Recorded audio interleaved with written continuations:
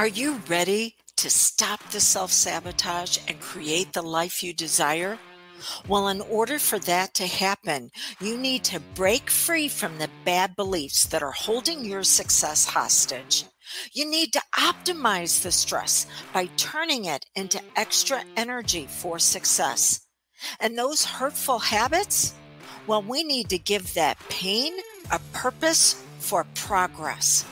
Welcome to Stop the Self-Sabotage and Create the Life You Desire podcast. How do we know whenever we're angry in a very healthy way that we can actually use that as energy for achievement versus being pissy, where our emotions are actually out of control and it creates crisis, drama, and chaos within us, mentally, emotionally, and physically? And how do we know when maybe we've actually been poisoned by someone else in a passive-aggressive way because they want to put us into that pissy state? PISS, I like to use it as an acronym for parts, imprints, and self-sabotage, but they put us in that state and that place in order to weaponize and use our emotions for their benefit at our expense. That's what we're talking about today. Today is part 2 of this series called Dysregulation, Dysfunctional, Toxic. Can it get any worse?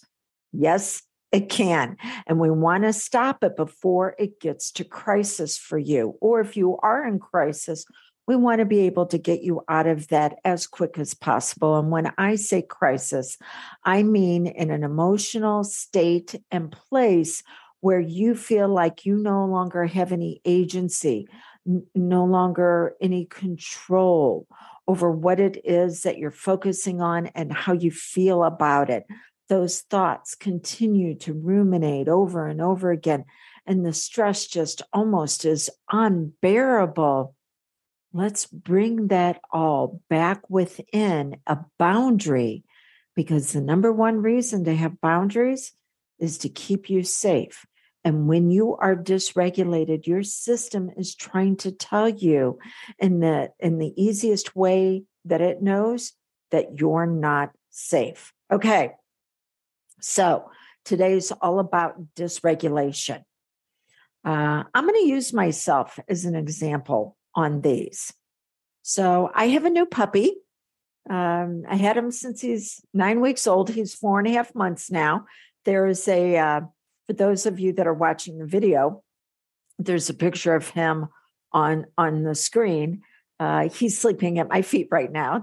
That was a shot from just a few moments ago. And he's 4.5 months now, and he is 80 pounds plus. Yeah, he is what's known as a Saint Dane, half Saint Bernard, half Great Dane. I've always had large dogs. This is the first one that has been supersized. And I knew that I needed to have boundaries with him that were going to be very effective. The number one reason for a boundary is it keeps you safe. And so I sought out the advice of a trainer. I'm working with a trainer, both privately and in group, for him and for me. So, and I wanted to touch on that. See, there are 4 types of boundaries. The first boundary is, I've got this. I don't need anybody else's help. The second one is, I need to make a request of someone to where we can work in partnership. The third one is, I need to talk to an authority figure about this because they have insight and a skill set where it's called transfer of authority or transfer of power, where they're going to transfer over mentally, emotionally, and physically what it is that they have that I need to become. So it's an identity. They're going to transfer that identity over to me. They're going to empower me with the ability to do that. And then the last boundary is, hey, I've done all I can do. This is not improving with my continued investment. And so I don't want it to become a liability. I'm walking away from it. I knew that I needed to have the identity of a woman who has a large dog, and that large dog is under control.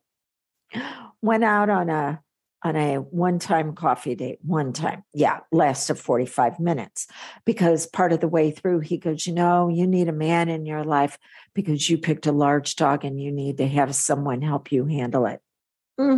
Yeah, that's why I hired a trainer, not some boy pretending to be a man. Okay, so boundaries are meant to keep you safe. And this is the reason why at times we need to seek out the assistance of an expert, because we don't have the capacity to develop the identity for that safety. And then the second reason why you draw boundaries is it allows others to draw boundaries also. If you have somebody who's violating boundaries, here's a great thing. By you drawing boundaries, they're not going to like it. Nobody does whenever they're used to taking advantage of others, even if they're not aware that they're doing that. But subconsciously, you're kicking off something known as mirror neurons. And they see you do it in a healthy way. And now they are more likely to be able to draw a boundary. Keep in mind, drawing a boundary is never meant to punish anybody. It is always to keep you safe. It's a container that you are able to pour yourself into and then fully express yourself. So, for example, I have a glass of water sitting next to me. That glass is the container. It's the boundary for the water. And so then the water can be fully utilized. If it didn't have a boundary, it was running all over my desk, well, I couldn't use it and it wouldn't be able to perform its function either of nourishing me. Okay. So that's the second reason why to have boundaries. And then the third reason why to have boundaries is it gives you needed information about the other person that you're working with. And drawing a boundary with my dog gives me needed information on how he responds. Keep in mind, I'm going to be talking a little bit later on today about reactions and responses. Reactions are based on past pain. Responses are based on future impact of where we want to go. Too many times we're in a reactionary state. That is what's known as dysregulation, where our system is out of control and we want to be able to be response able. Okay. And then the fourth reason to have a boundary is based on the first three. It lets you know if you want to continue in that current experience the way it is. Okay. So I am working with a puppy who has puppy teeth and likes to nip. Now, I've had large dogs before, and they would nip at my knees or my calves, trying to get me to play. But I have a dog who can easily reach the back of my arms at 4.5 months and nip there. My trainer taught me how to go what's known in the animal training world as non-reactive. When you're dealing with people, it's what's known as gray rock. And that means you're in control. And it's just like a gray rock. You're not showing any emotion. You're calm. You're grounded. You're centered. You're not going to let it move you. And just as a sidebar, then I was taught to turn away from him. And if he keeps on, then I remove myself from the situation. And as the trainer is sharing all of this with me, oh my gosh, I'm chuckling to myself because I'm like, this is what we have to do when we're engaging with someone who has gone dysfunctional in their habits in a way where we can't help. And it's definitely what we need to do with somebody who's toxic, but we'll get to that later on. Okay. So when he jumps up, he's wanting my attention, but he needs to be able, Thor is his name. Thor needs to be able to choose a better way of engaging me, or find something else to play with instead of using me as, as something that he can nibble on, right? Okay. So I have that pretty much under control. The other day, I was in here working on something, and he had gone into the living room, and I hear a crashing sound, which is alerting me that I better go see what he's up to. And he had gotten on my love seat and jumped up against the wall and pulled a dream catcher off the wall, and now is in the process of tearing it up. Now, I've had dogs in the past chew on furniture. I've never had any pull artwork off the walls. So I took it away from him, came back in, redirected him, came back in, and gosh darn it, within a few seconds, now there's a larger crash because he had pulled a sculpture off the wall and was dragging it around my living room. And it is that point when I dysregulated. Okay. Started crying, saying things like, I love you so much, but am I ever going to be able to have nice things around you? And my reaction, because I was in very much reactionary state, my reaction was out of harmony with what just happened. I mean, I was having a big blow up that really wasn't necessary based on what he did. I mean, hey, yeah, pulling artwork off walls, it's pretty serious. And I had a girlfriend say, well, evidently Thor does not like how you feng shuied, or your taste, or maybe both. And while I was having that reaction, a thought, a memory popped up of me on my red tricycle. I was about 2.5. And my mom and dad had gotten a new puppy. It was a Samoyed. And I just remember this big white puffball, and he was chewing on my feet. And it hurt so bad because I was trying to pedal my tricycle around on the back patio, and he was chewing my feet, and there was nothing that was going to make it any better. Now, in yesterday's episode, I asked you to think about being dysregulated and who taught you that. And this is the reason why. So I was sharing with my mom after I had calmed myself down, and I'm going to teach you some of the techniques that I used.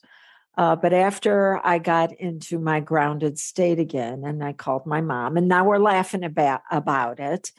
And I shared with her the memory I had. And she's like, I remember that day. She said, yeah, Nico was biting at your feet, and you had kept hollering for help and hollering for help and hollering for help. And I finally told you that if you didn't learn how to defend yourself against the dog, I was going to spank you instead of the dog. Now, back then, that was common.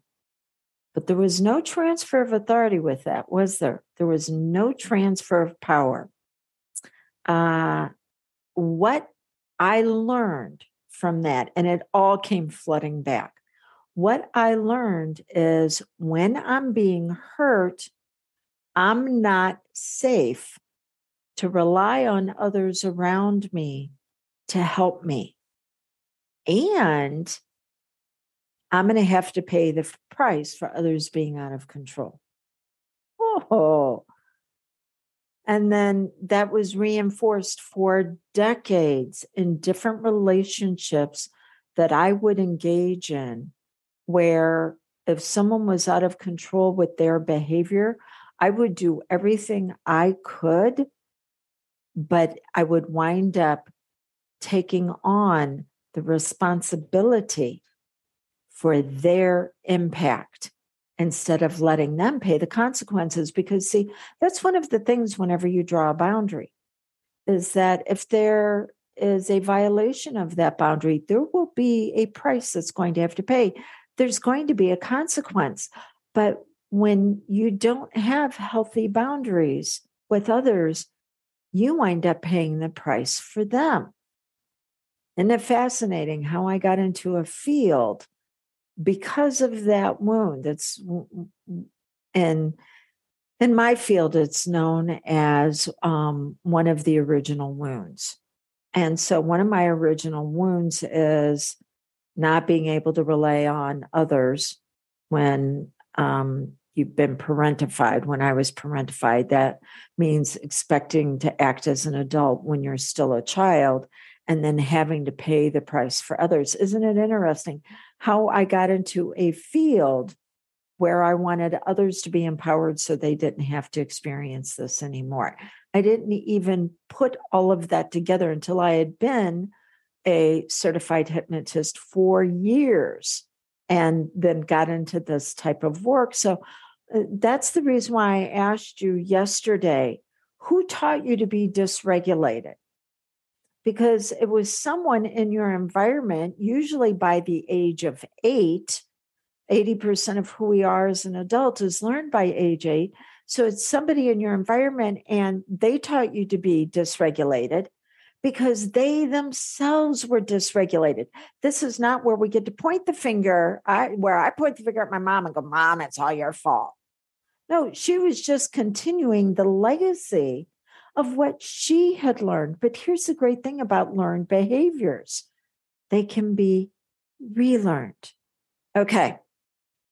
So that meant I was going to need to be able to draw healthy boundaries as I got into certain situations that was going to keep me safe and find when it was appropriate to engage an authority figure to help keep me safe as I was relearning all of this, and then how not to pay the price for someone else's out of control behavior and instead invest.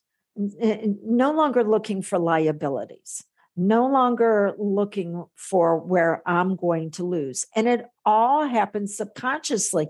You're not even aware of it. What you're aware of is the results when you're like, how did I wind up getting here? So for me, no longer looking for others to where I am going to lose, now looking for others to where it's an investment. Okay. So as I said yesterday, we talked about how you were taught to dysregulate. One of the things that we're going to touch on today is that whoever taught you to dysregulate, they were being pushed into that dysregulation. Who was around in their world that actually overlapped in your world?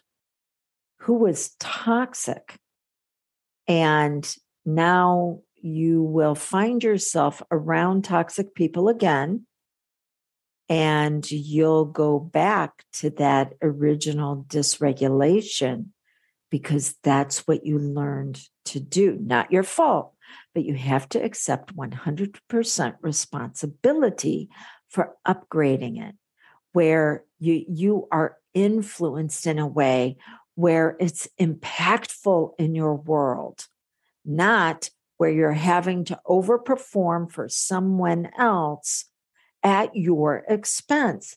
But again, we're going to talk about that in just a little bit. So be thinking about who was pushing them into dysregulation, who was still in their world when you were learning this behavior that was causing them to dysregulate. And how then were you picking up another learned behavior of how to work for these people, but you can't work with them? Okay. So that is what it is like to go pissy or piss. Parts, imprints, and self-sabotage. An imprint happened. An imprint can be an experience either one time or repeated over a certain period of time that had emotional context to it that then resulted in you having a focus, having feelings and actions that were all congruent. And we have literally millions of imprints in our life. It is also known as a subconscious heuristic. It's a shortcut. If you are looking to cross the street and a bus is coming that direction, do you need to step out into the street and then ponder how fast it's moving? How much does it weigh? What kind of impact is it going to have if it hits you? No, you already rode pizza. So your subconscious mind has a shortcut that it already knows. No, stay away. Just like don't put your hand on a hot stove. Okay. Now, those things will hurt. Those things will cause harm. So we have imprints that are absolutely amazing. I love to see adults around the holidays become like children again. They get so excited with the decorations and the parties and the friends because they have an imprint of going through the holidays many times over where it was a wonderful time. And then that comes out. So we have imprints that are very healthy. But then we have imprints that are going to lead to self-sabotage. So when an imprint is strong enough, who we were at the age the imprint took place becomes frozen in time, which is the reason around the holidays, a lot of adults act like little kids. That's what I'm seeing come out, who they were when they originally enjoyed it. So imprints that lead then to a part of a personality. But if that part of our personality was going through something that was emotional flooding, it was overwhelming, that the allocation load was too high. It's also known as an allostatic load. That is simply a fancy term for stress. So if we were going through a situation where we did not have the capacity to handle the stress, then that part of us freezes in time with the original imprint. And then we move into an experience that triggers that part of us to come out. And then we wind up self-sabotaging. So it wasn't me, the healthy me, looking at my artwork on the floor with Thor going, oh, this is going to make a great story later on after I get him to chew on something else. No, it was the 2 to 3-year-old that came out and went, that hurts. And I can't get it to stop and I don't know what to do.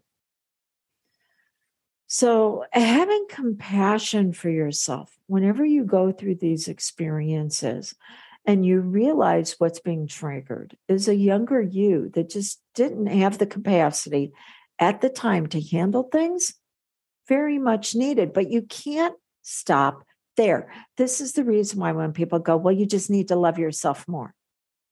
Okay, well, if you were to continue to love yourself, would you allow a child to keep going into a situation that they can't handle? No. Sometimes you have to draw boundaries with yourself and go, oh, honey, I get it. But guess what? You're not supposed to show up here. This is the reason why I love hypnosis. This is what I actually utilize when people are in a hypnotic state, because then we have access to the subconscious and the different aspects of the personality. And I do a 4-part process that is trademarked for me. It's known as the 4 R's: reveal, release, relearn, rejoice. We reveal the part of you that actually holds the original imprint of harm. There's a difference between hurt and harm. Hurt or pain can be very motivational to go, I don't want to experience that again. Harm begins to destroy our sense of self and then be replaced with something dysfunctional. So the 4 R's, the first one, reveal. We reveal the part of you that holds the original imprint. Then the second R, we release it from that contract. I tell you what, that 2 to 3-year-old me, she just wants to go ride her tricycle and have a good time in the backyard. And I had to remind her that that is her job, to find joy outside, to find all the things that, have her feel so good. Whenever I'm out on one of my hikes and I pause to look at flowers and I feel like, that I'm in such awe. It's almost like the first time I'm seeing this type of beauty. I can directly relate that back to her, discovering things for the first time in life outside that just took her breath away. That is what she's supposed to experience in my life, is that type of wonder. But I have to release her from being hurt. The third R is relearn. So what do I want her to do? But then I need to bring in the adult aspect of me, the wise woman, the dog owner of an extra large dog, 2X, okay, who knows exactly what to do. She is in control of herself. And because of that, the animals and the people around her also get to co-regulate along with her. We're going to talk about that in just a little bit. So it's setting up that regulation where my system is operating from the set point I was born with. All of us were born with set points in our system for success. And it allows my entire nervous system to go back to that set point. And then the fourth R is rejoice. So who I am now, along with my wise man or wise woman, as well as the younger me, that holds that innocence, that joy, that play, that wants to find things that are pretty.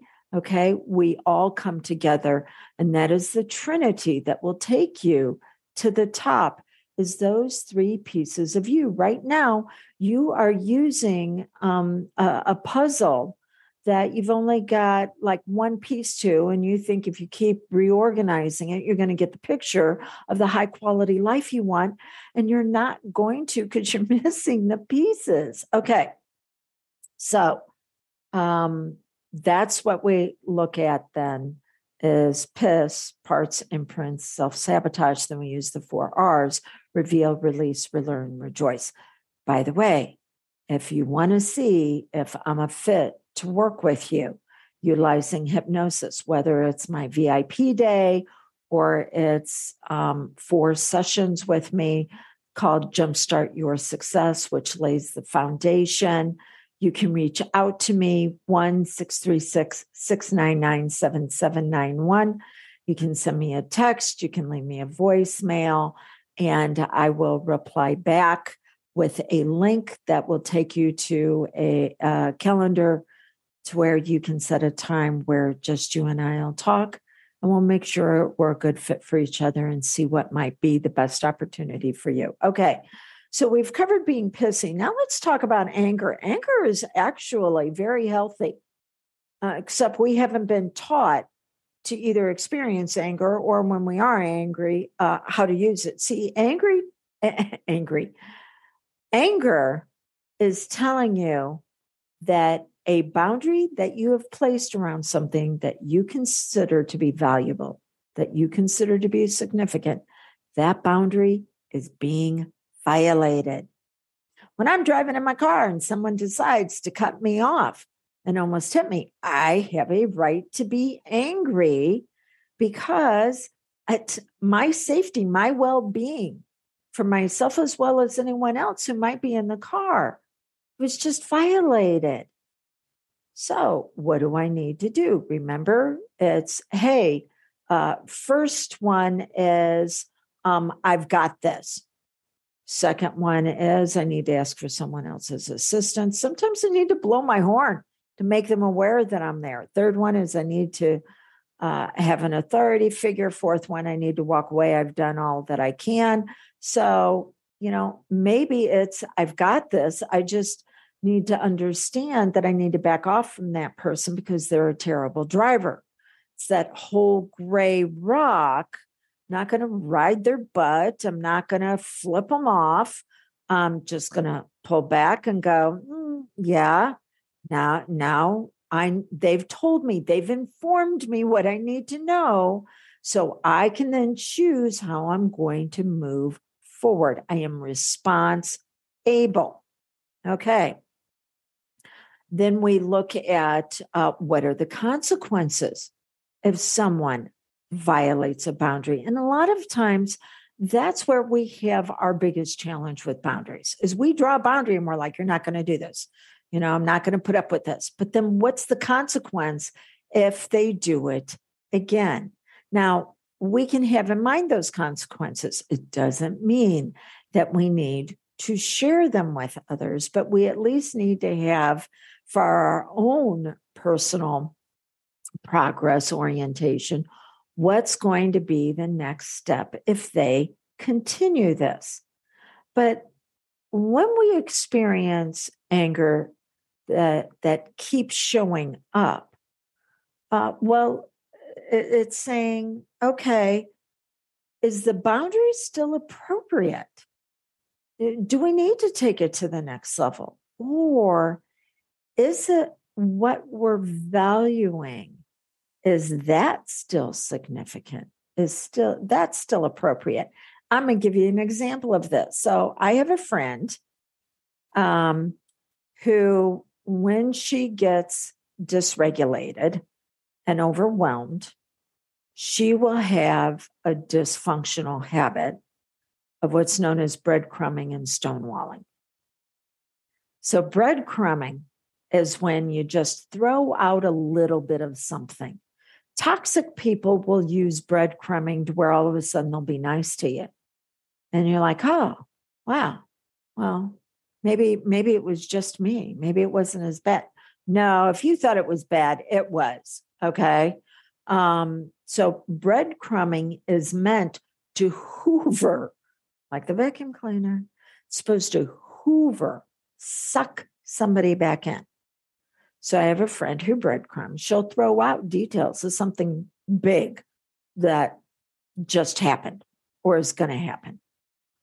And then will stonewall when you ask about it. And stonewalling is when they don't want to give you any details. So throw out breadcrumbs of something big that just happened. I'm like, oh my gosh, how'd that impact you? And it would be like, I'm fine. Okay. Well, I noticed, something happens once, I'm paying attention. Something happens twice, I'm suspect. Something happens 3 times, I'm informed and educated. And I noticed on the 3rd time, I was getting angry because I felt like I was having to pull information out. And I'm like, okay, so let me ask the 3 questions that will inform me on whether or not I should proceed. And these 3 questions are, does it need to be blank? So does it need to be said? Does it need to be done? Does it need to be experienced? Fill in whatever you feel is the action word that needs to go there. And then after that, so let's say, does this need to be done? She's breadcrumbing and then she's stonewalling. So do I need to pull the details out? I'm not quite sure. And then the second question is, does it need to be done by me? Okay, I realize what she's doing now. And she's not drawing a healthy boundary, because a healthy boundary would be coming to me and going, hey, this is my friend. Yeah, I need assistance. Not necessarily in those words. Okay. But yeah, I could really use your shoulder. I could really use your support. The third question, by the way, is, does it need to be done by me now? Because sometimes we do need to do things, but we also have to look at the timing. But I was like, let's go back to the original boundaries. See, we're circling back to what it is that I gave you earlier. Actually, what we're doing is it's what's called a spiral. We're spiraling up in your brain. We're going from a foundation. We built a foundation earlier, and now we're building on it to take you to higher levels in your brain. I like calling it reaching higher levels of success with less effort because we built the foundation earlier. This is what I do with all of my coaching clients. By the way, all of this is taken from what I've been working with my private clients over the last couple of months. You're getting a synopsis of it. Okay. So doesn't need to be said, doesn't need to be said by me, doesn't need to be said by me. Now, we'll go back and look at the boundaries. And if someone is violating your boundary, or maybe if they're violating themselves because they're not drawing a healthy boundary, you want to ask, do you need to engage in this? And so I decided that no, it did not need to be done by me. I was not the expert that she needed. So what I did was what's known as an invitation to co-regulation. I'll explain it. It was, hey, if you need to talk about it, when you're ready to talk about it, let me know. I'm here for you. And that was it. Because co-regulation happens through something that is known as inclusion of others in self, which is the reason why, oh my gosh, you can be a mark. You can have a target on your back for toxic people. I already know that if you've shown up here, it's because you have empathy. And empathy was actually developed between the ages of 8 and 10. Part of our family of origin assisted with it, and then whoever was an authority around our life, like teachers. But it was our friendships that we started developing at this age, where we discovered we matter to other people, that we can assist them in feeling good. We can contribute to their worth. So empathy, and then what you value, and having self-esteem, which is simply how you feel about yourself. All of those attributes were developed between the ages of 8 and 10. And then you took them into inclusion of others and self, that your identity is expanded through your relationships. Let me just say here, this is the reason why toxic people will be attracted to you. Not because you're an easy mark. That's a bunch of bullshit that's out there. I discovered that when I went through my own healing journey.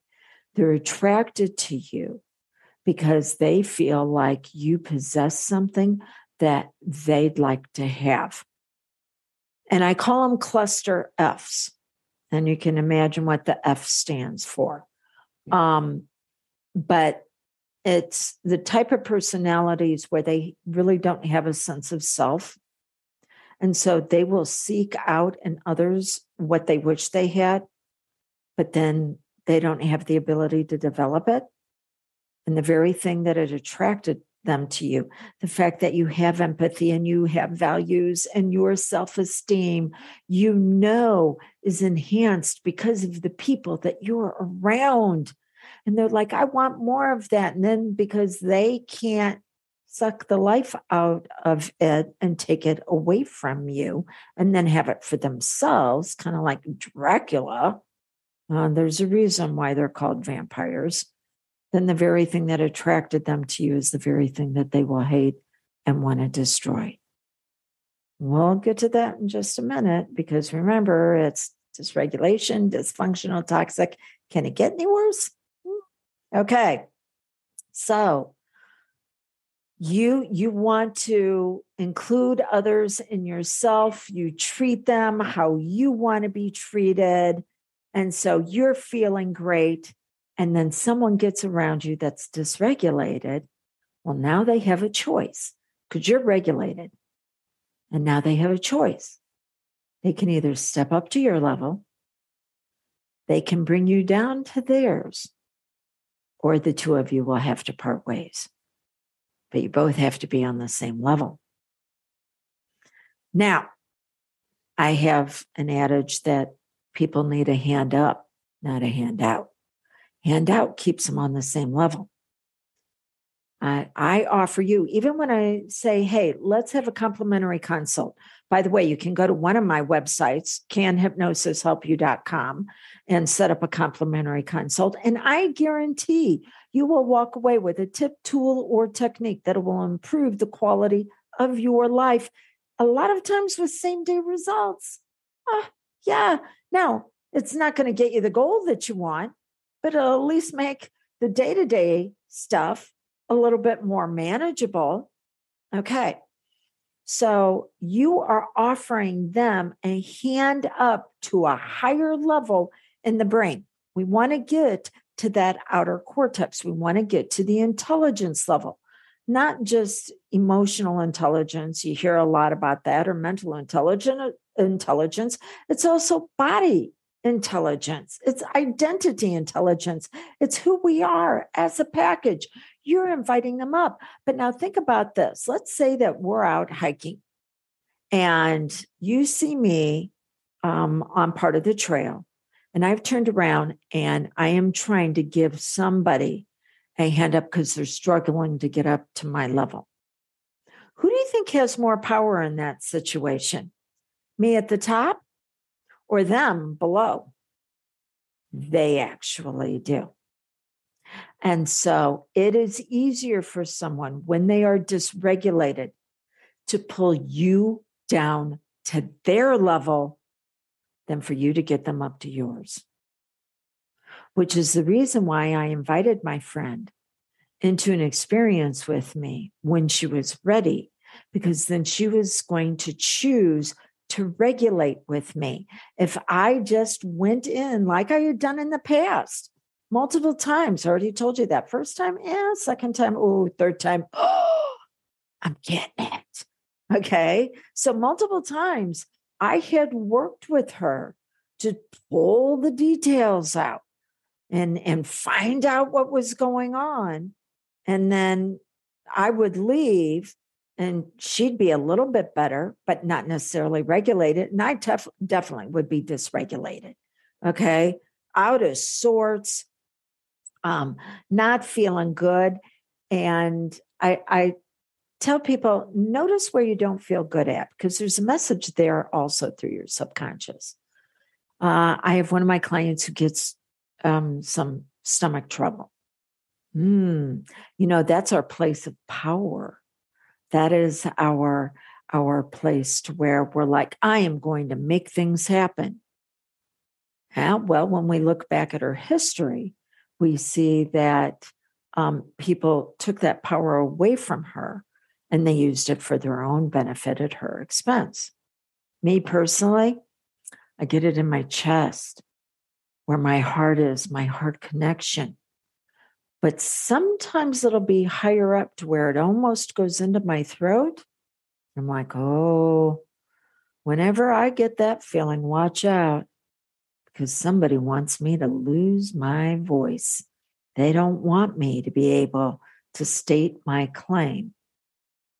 So just notice where you experience the upset, the physical symptoms, and we're going to be talking about that the next time we get together, the dysfunctional habits that you put into place to compensate for the dysregulation, because wherever you're feeling that dysregulation, you will pick up a habit to try to soothe that certain area. Makes complete sense that I picked up smoking at a very, very young age. Because I was trying to quell what I was experiencing up here. And isn't it funny how, I let go of that habit decades ago.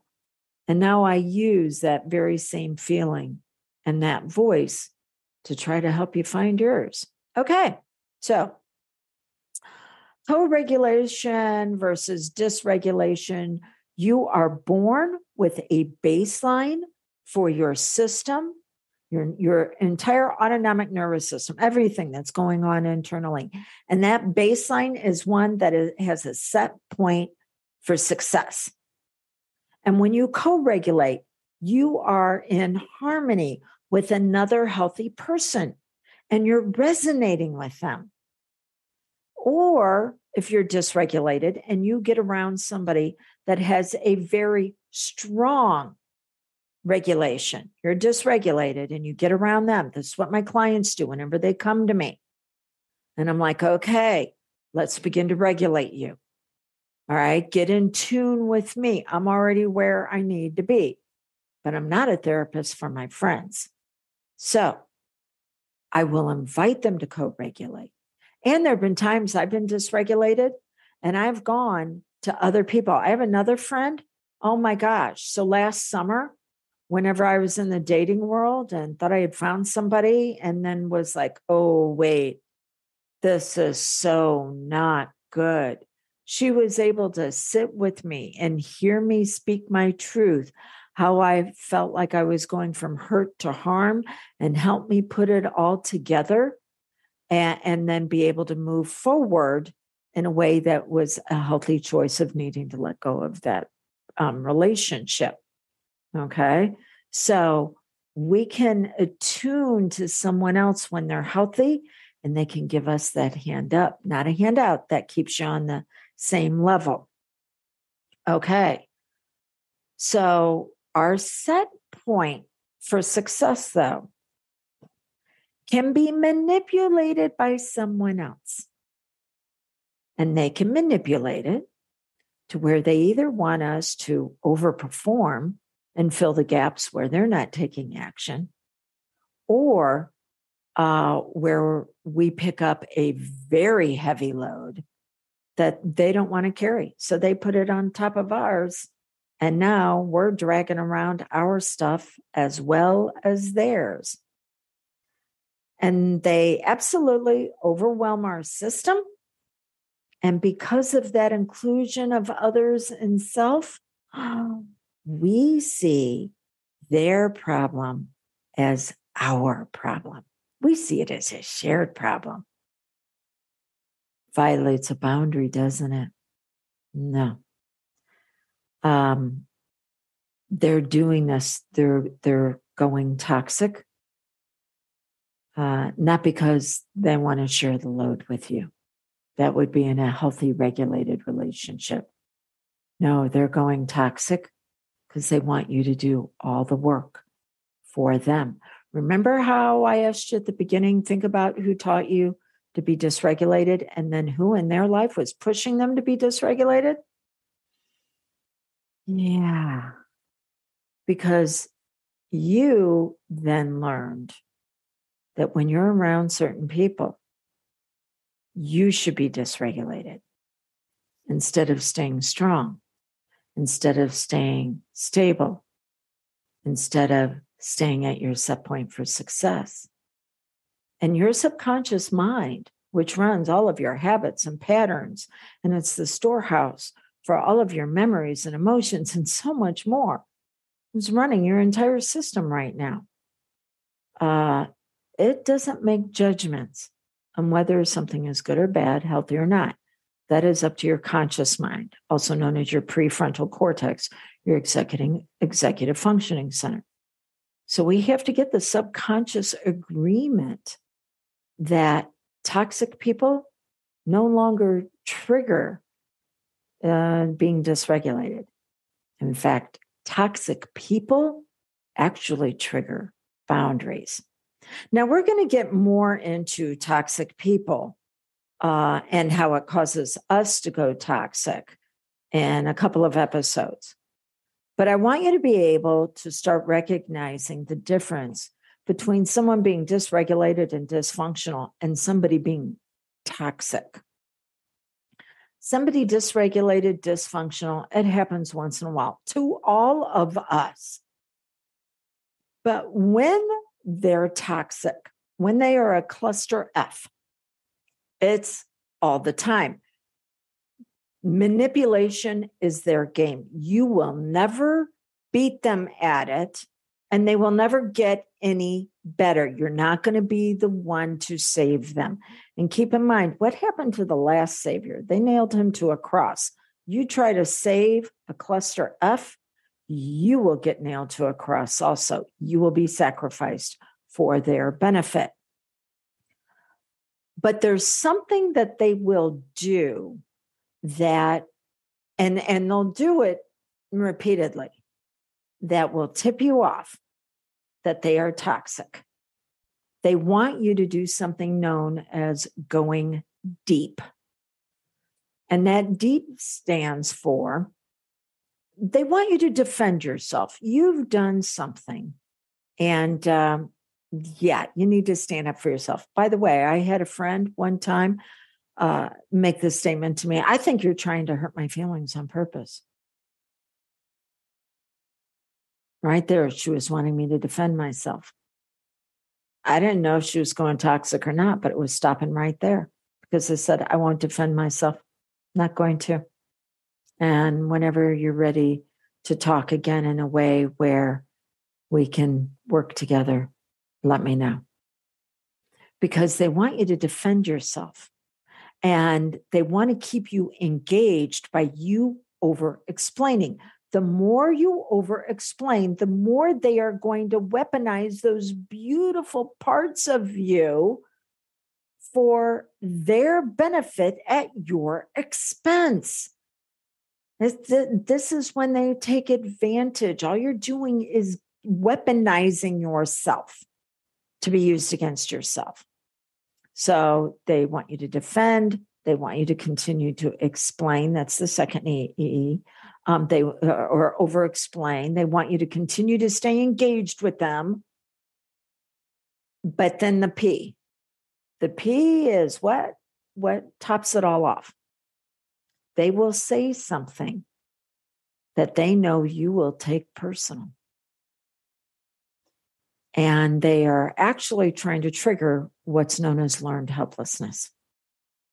Learned helplessness, 4 components. The first one is you take it personal.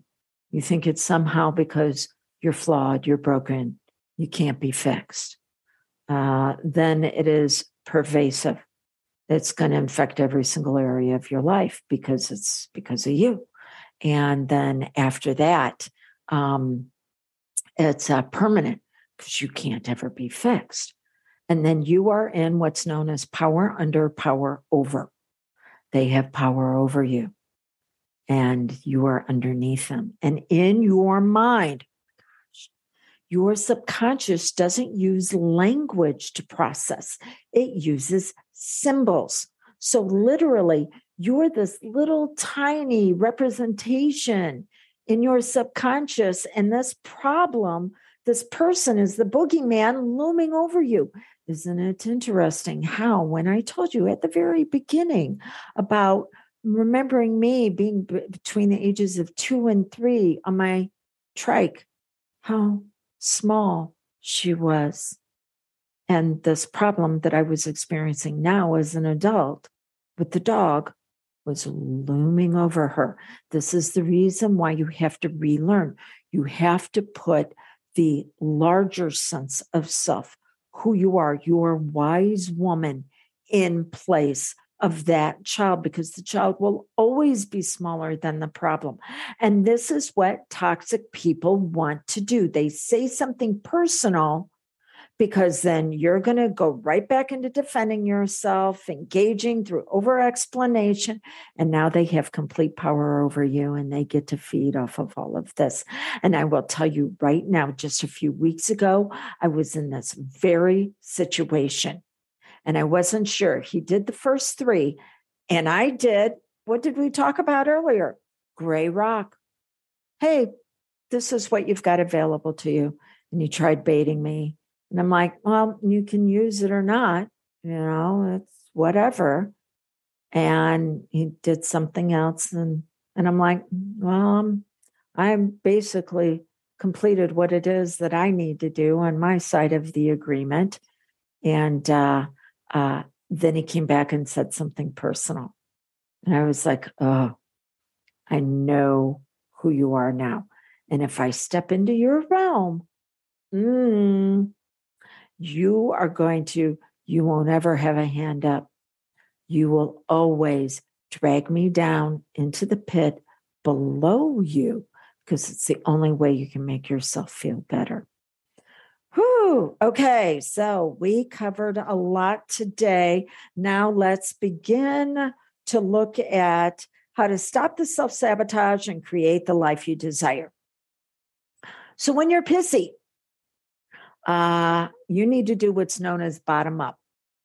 See, there's two types of therapy. There's bottom up, top down. When you are dysregulated, doing top down, oh, I'm just going to chant affirmations and I'm going to think happy thoughts, and it doesn't work. Because if there is ever an argument between your brain and your body's going to win because your body always keeps track of what's going on, even if the brain forgets, even if the brain's not paying attention. The body knows, always does. Okay, so what do you need to do? You need to do bottom up. And one of the easiest things is what's known as 4x4 breathing. So like a box has 4 sides, you're going to breathe in for a count of 4, hold it for a count of 4, breathe out for a count of 4, hold it for a count of 4, and then complete the cycle again. If you can do that for 5 minutes, you're bringing yourself back to your set point. Also know that when you have become dysregulated, that a lot of emotional intensity and energy is built up in your body and it needs a release.